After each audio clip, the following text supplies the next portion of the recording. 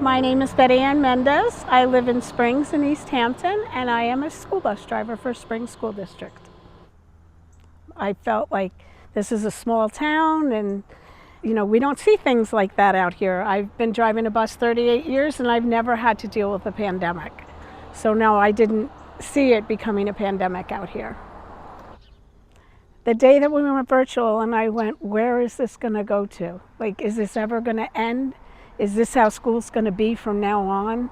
Nobody knew. It was up in the air. I didn't know if I was going to drive a bus again. It was just the beginning. So we had no clue of how bad it was, or, if people were going to die or if people were going to be fine.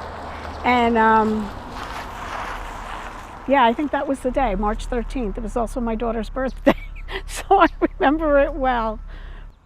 When we went virtual, thank God the school continued to contractually pay us. So we were fine financially.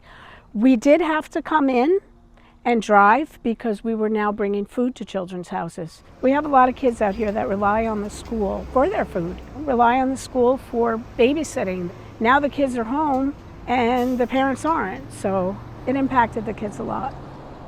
We were bringing homework. We were bringing study materials. Whatever the school needed us to do, we would jump in the buses and we would have a monitor with us, and they would go straight to that child's mailbox and deliver whatever the children needed during the time that we were virtual. I was actually put on a committee for transportation of how we were going to handle the buses and how we were going to handle the pandemic. And it was a little scary, I have to tell you, and very confusing of how we were going to put up with 40 plus kids in this small space and keep them all safe at the same time.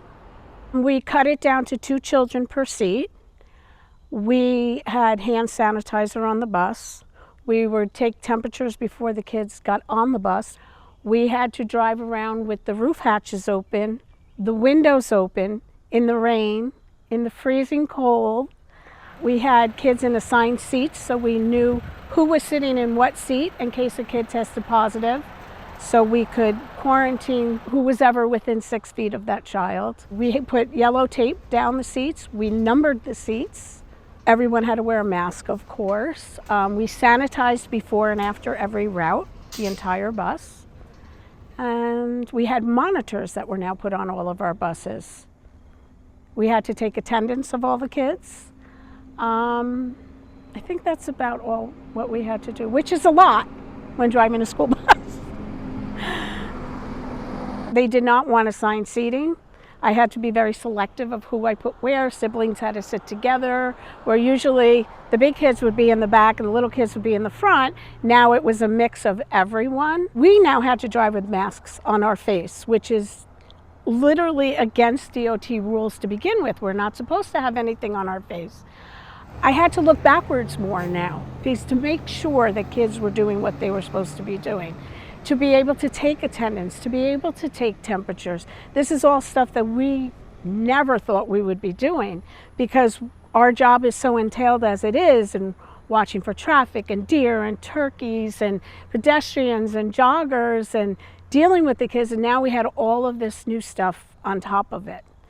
Keeping the masks on and getting them to stop touching each other or being in each other's face or leaning over the seat. It was very difficult, and that's where the monitors came into play to really control that environment. For me, the biggest, hardest thing of all of this was not seeing the kids' faces.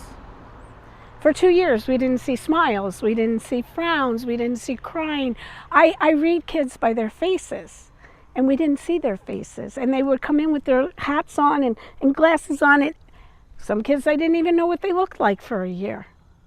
It was very depressing to me, actually, at times, that I couldn't see their faces. Say good morning, see the smile, see if they're having a bad day before they get on the bus. And the day that everything lifted, it was like, now I see their faces. That's the whole part of the job, is the kids. So everybody was great as far as the pandemic went. Everybody was okay with wearing the masks and doing the hand sanitizer. We all just came in as a big team like we are here, and we just did what we had to do. We did what we were told to do, and we got through it. We did not lose one driver at all. A few of us did come down with COVID, but we got the COVID days and we came back as soon as we were able to. As far as the buses goes, we're kind of back to normal. Nothing has really, I think we've pretty much gone back to pre-COVID. The kids are still, they're back socializing, there are no masks, there's none of that stuff. It's, as far as school buses go, we're back to pre-COVID. Strength, strength. How strong are we really as a community? How strong are we as a school? How strong are we willing to be to fight together to get through this? I think that's what it is. We had to come together and we had to all be on the same page to get through what we got through. And we did. Spring School did a great job. They did.